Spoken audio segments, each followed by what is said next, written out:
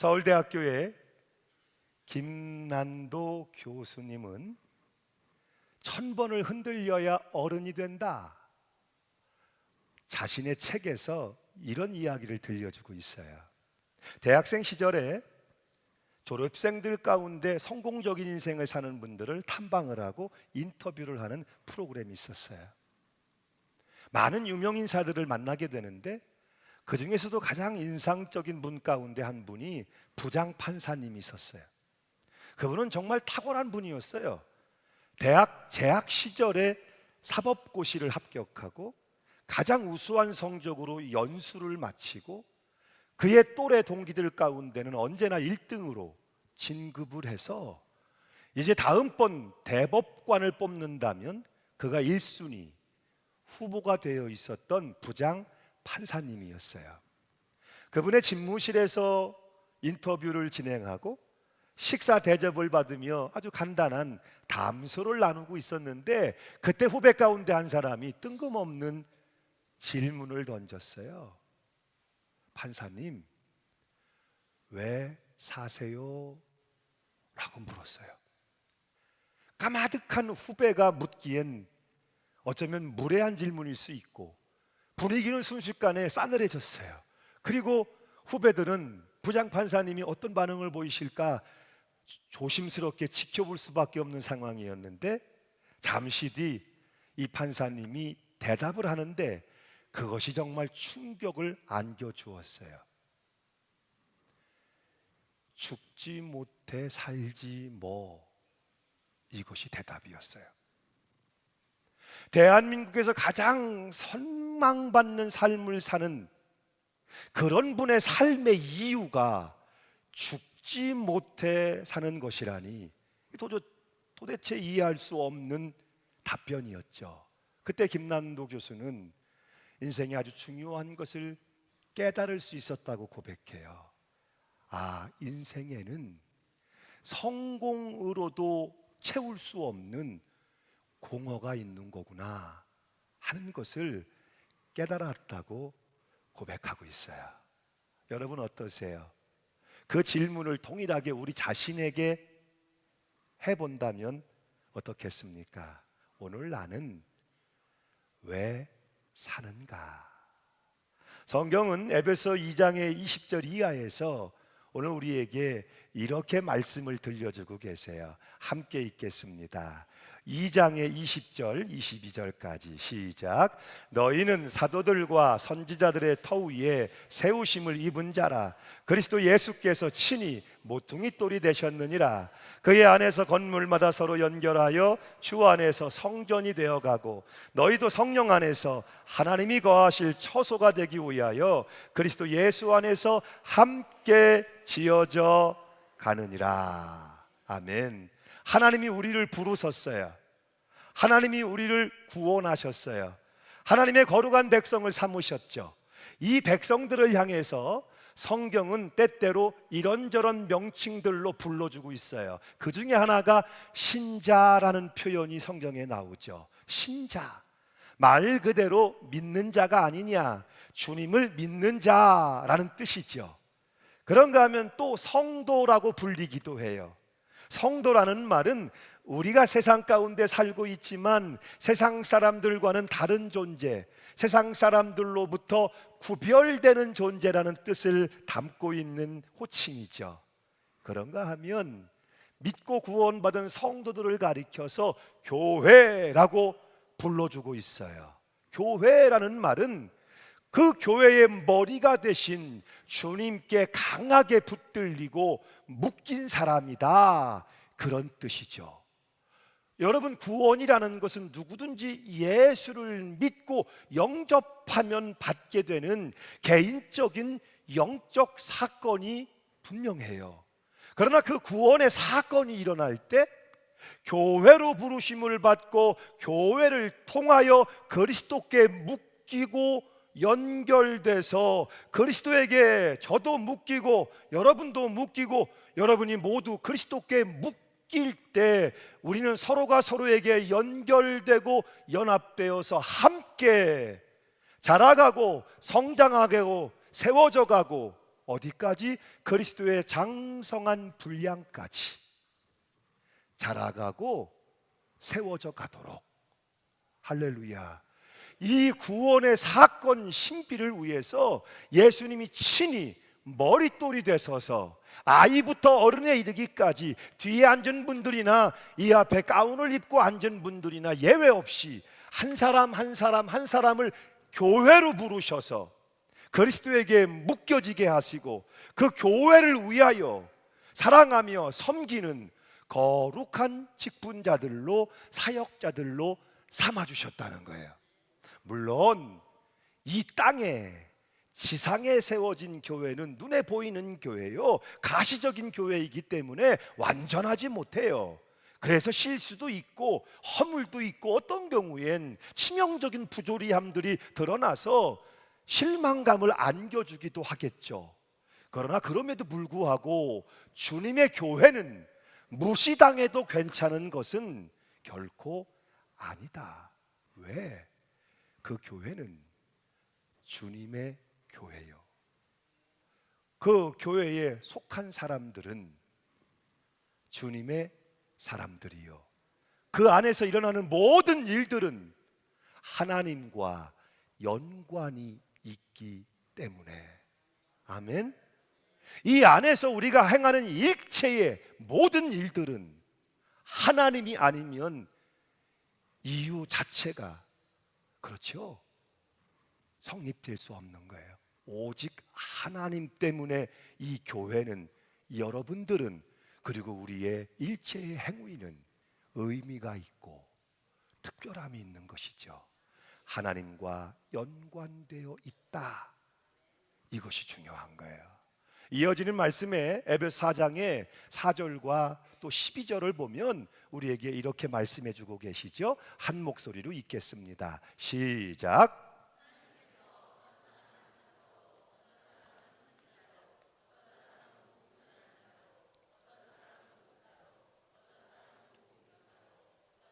장로로, 어떤 사람은 권사로, 어떤 사람은 집사로, 어떤 사람은 봉사하는 자로, 어떤 사람은 섬기는 자로 삼으셨으니 이는 성도를 온전하게 하여 봉사의 일을 하게 하며 그리스도의 몸을 세우려 하심이라.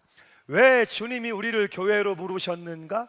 그 교회 가운데서 왜 직분을 주시고 은사를 주셔서 섬기게 하시는가? 모두의 유익을 위하여. 1차 목적은 여러분 자신이세요. 다른 어떤 위대한 일들이나 위대한 업적을 아니에요.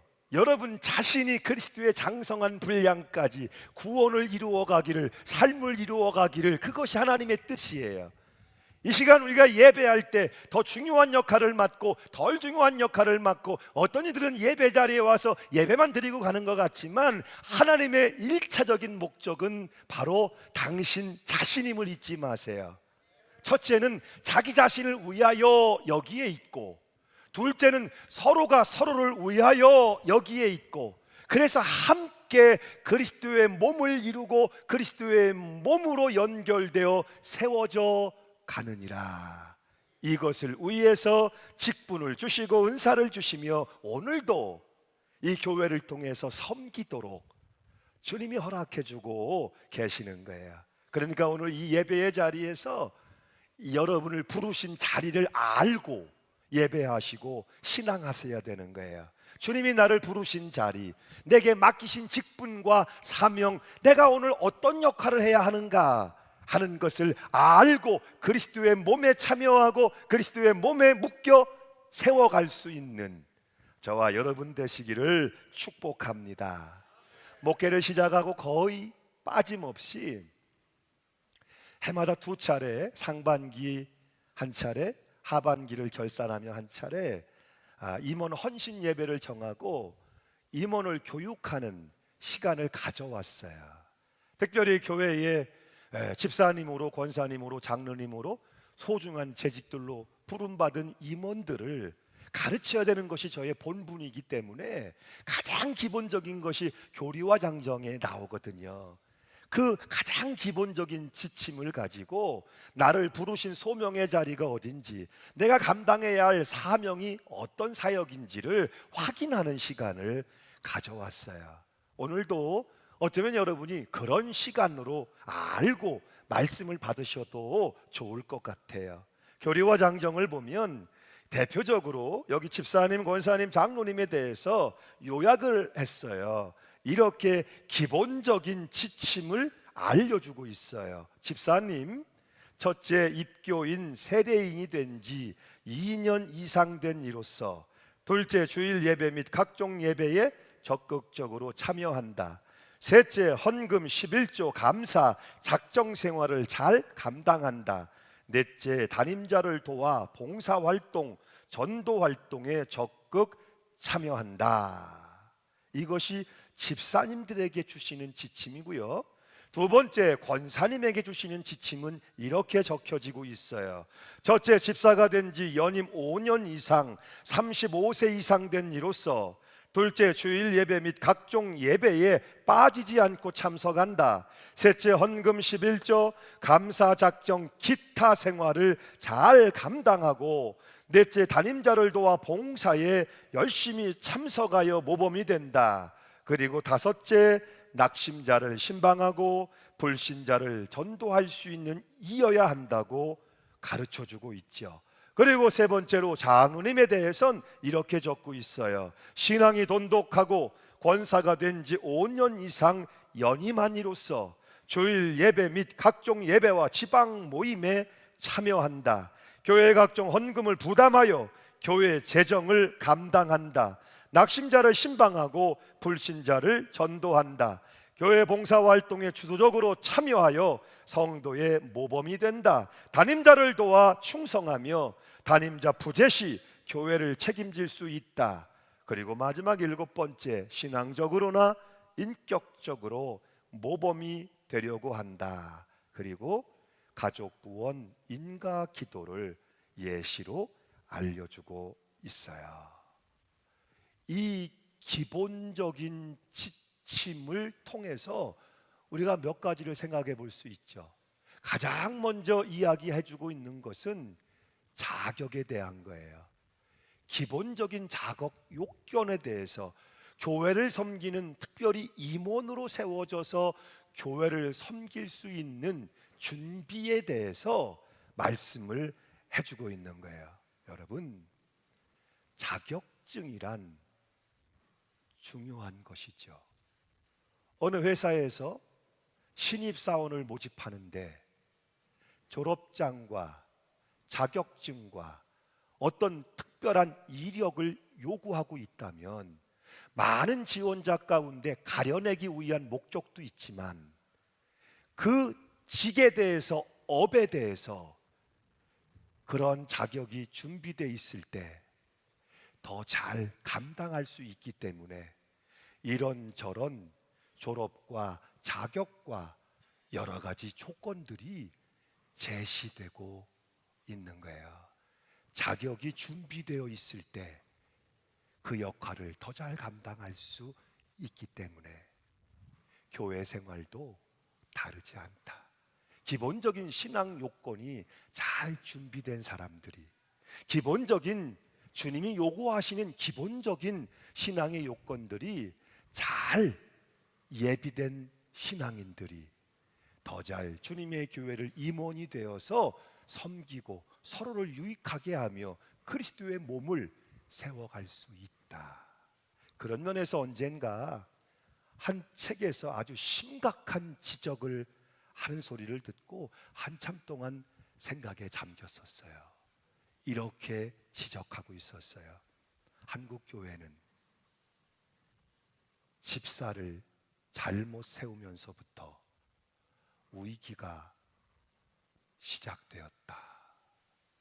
이 기본 요건을 교회가 잘 지키지 않은 것으로부터 연쇄적으로 교회를 섬겨 세워야 하는 임원들을 잘 세우지 못했고 결국은 교회가 위기를 맞이하게 되었다는 지적이었어요. 기본적인 자격, 이것은 대단히 중요한 것입니다.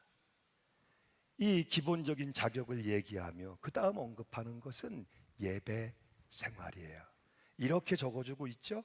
주일 예배 및 각종 예배에 적극적으로 참여한다, 빠지지 않고 참석한다. 이건 단지 개인적인 경건 생활의 얘기가 아니에요. 교회라는 이름으로 진행이 되는 공적 예배에 대한 사항이에요. 여러분, 먼저 주일 예배를 생각해 보세요.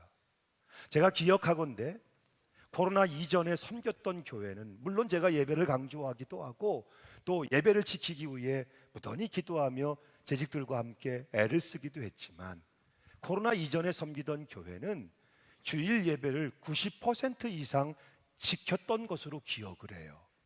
물론 부득이한 사정이 있는 경우를 제하면 초신자들조차도 주일 예배는 잘 지켰던 것을 기억해요. 그런데 코로나 이후에도 그런지는 파악을 해보아야 되겠지만, 여러분 생각에는 어떠세요?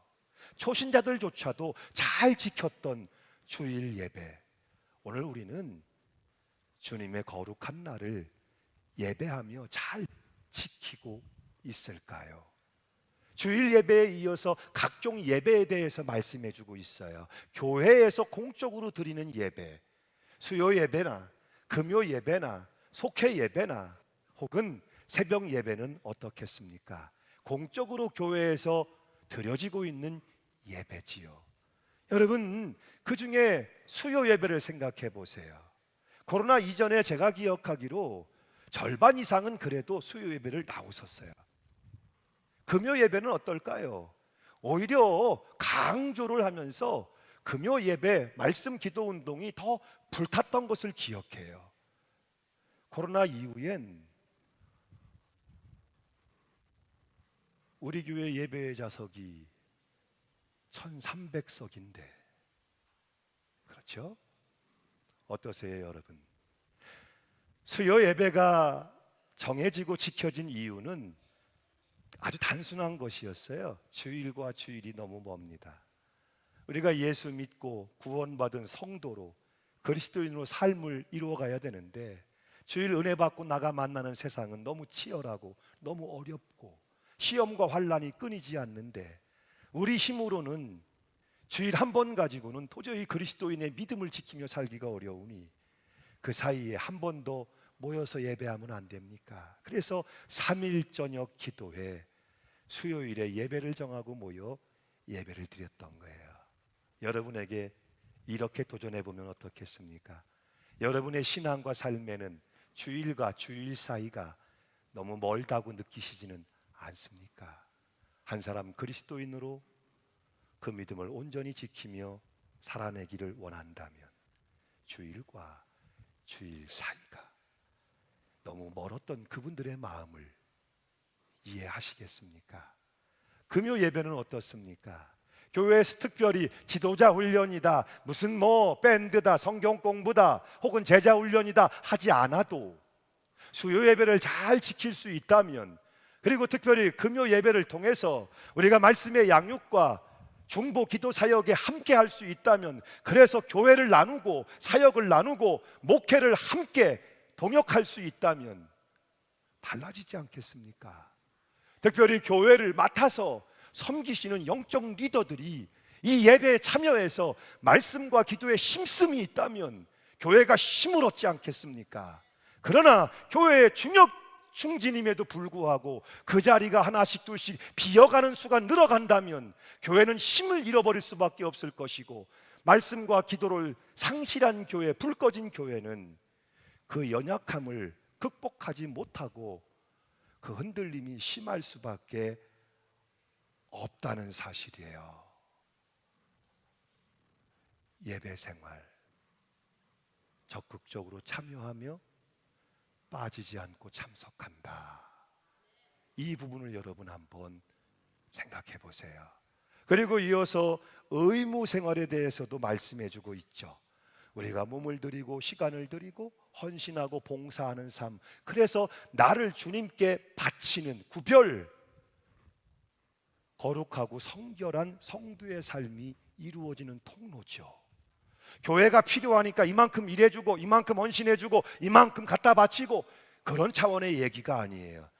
나를 구별해서 하나님께 드리는 내 시간, 내 몸, 내 소중한 가치를 구별해서 하나님께 바치는 그 행위를 통해서 하나님의 것으로 내가 구별되고 내 삶이 거룩한 삶으로 구별되어지는 것. 개인적 차원으로는 이것이 개인의 경건, 영성이라고도 할 수 있겠지만 이것이 모아지는 교회의 차원에서 본다면 그렇죠, 끝까지 책임지려고 하는 의무 생활로 표현되게 되는 거예요. 이 부분에 대해서 여러분 오늘 주님은 24절에 이렇게 말씀해 주고 계시지요. 함께 읽습니다. 시작.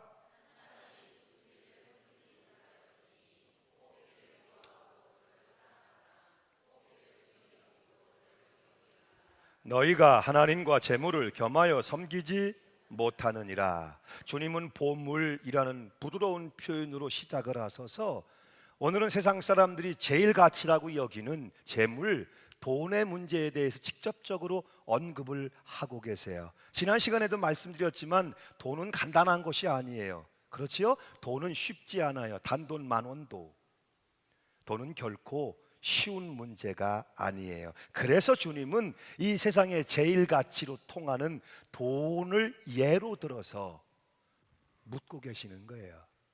당신의 삶의 주인은 누구입니까? 라고 묻고 계시는 거예요. 이제 여러분 한번 생각해 보시죠. 우리는 믿는 자들이잖아요. 예수를 믿음으로 사는 우리들에게 있어서 돈이라는 것은 과연 어떤 것일까요? 생각해 보면 이 돈에는 정해진 몫이 있죠. 하나님이 정해주시는 몫이 있어요. 하나님의 몫이 있고요, 다른 사람의 몫이 있고요, 내 몫, 내게 주신 몫이 있죠. 내게 주신 몫은 얼마든지 여러분이 많이 가질 수 있기를 바라고요, 얼마든지 유익하게 유용하게 필요를 따라 여러분이 넉넉히 쓰실 수 있기를 바라요. 왜? 내게 주신 거니까, 내 몫이니까 여러분의 필요를 따라 자유롭게 즐겁게 많이 벌기도 하고 쓰실 수 있기도 바라요. 문제는 하나님의 몫과 다른 사람의 몫은 다르죠. 하나님의 몫은, 다른 사람의 몫은 내 몫이 아니에요. 그런데 그건 내가 가지고 있으면 안 되죠. 그걸 내가 가지고 있으면 그것이 바로 탄심이고 본질적으로 그것은 도둑질하느니라 가 될 수밖에 없는 거예요. 이 시간이 11조를 설명하고 가르치는 시간은 아니지만 의무를 말할 때 가장 기초가 되기 때문에 예를 들어 보는 거예요. 정직한 11조 생활, 분명히 우리가 얻게 되는 것이 있죠. 거룩한 힘과 지혜를 얻게 될 거예요. 우리는 돈에 약해요.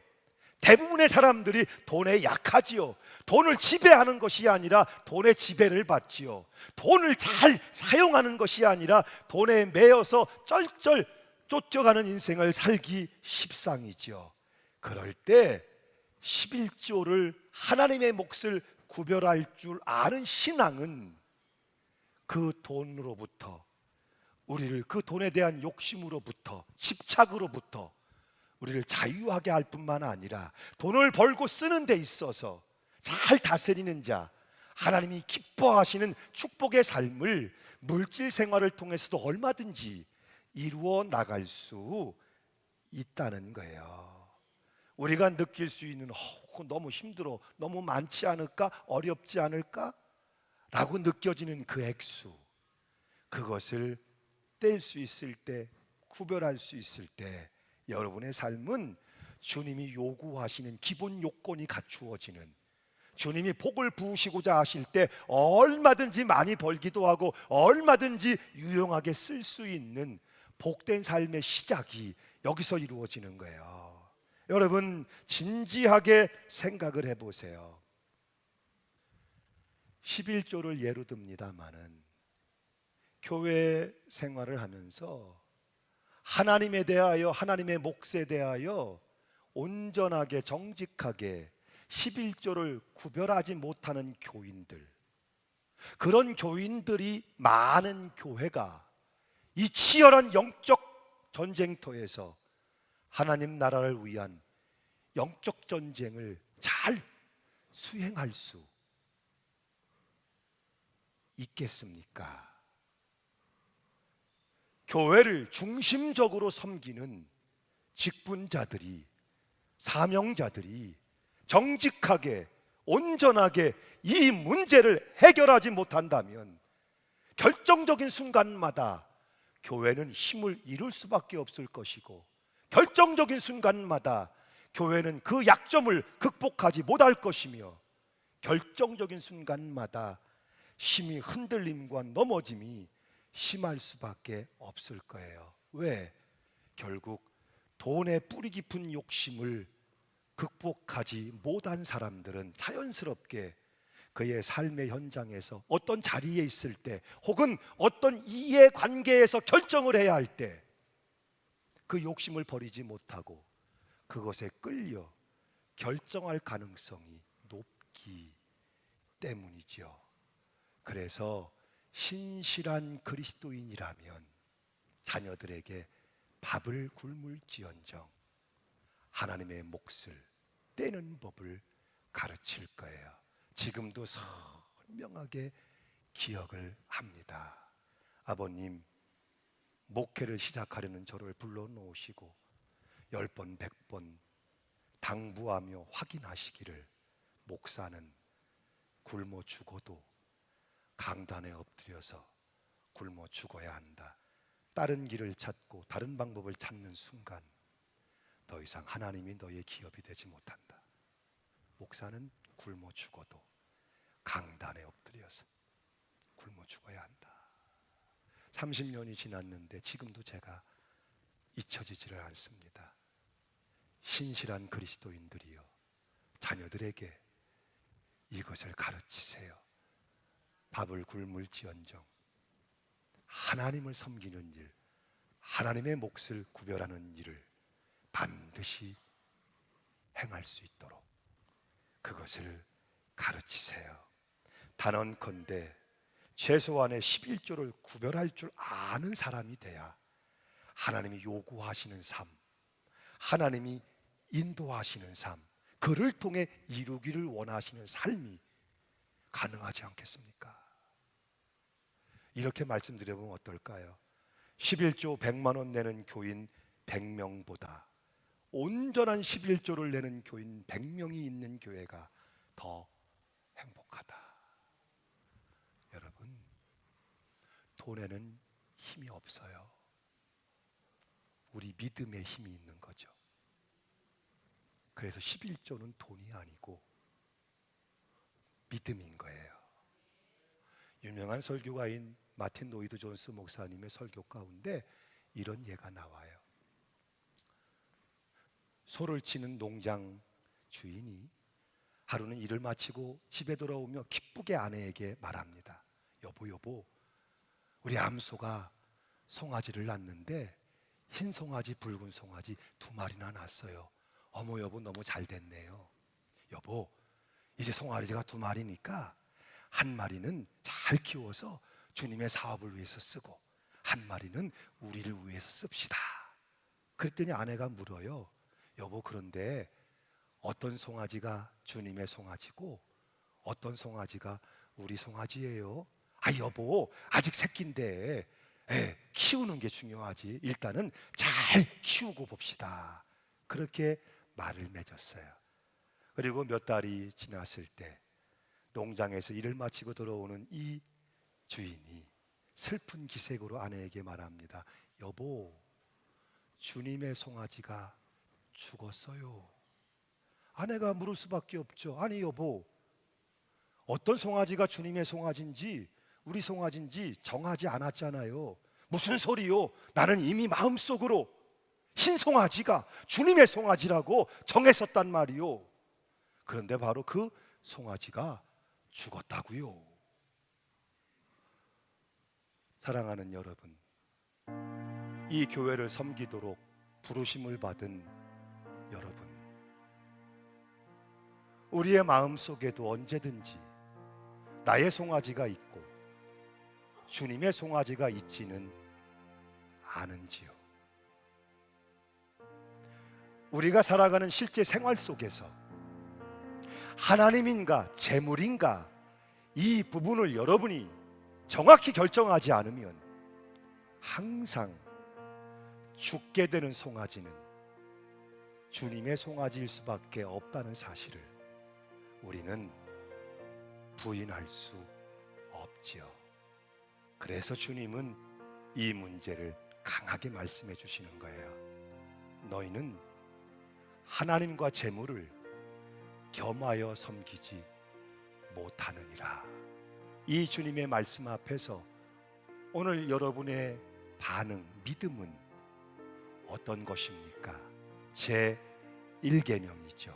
너는 나 외에 다른 신들을 내게 두지 말지니라.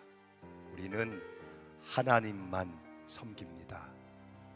우리는 언제 어디서나 하나님 한 분만 예배합니다.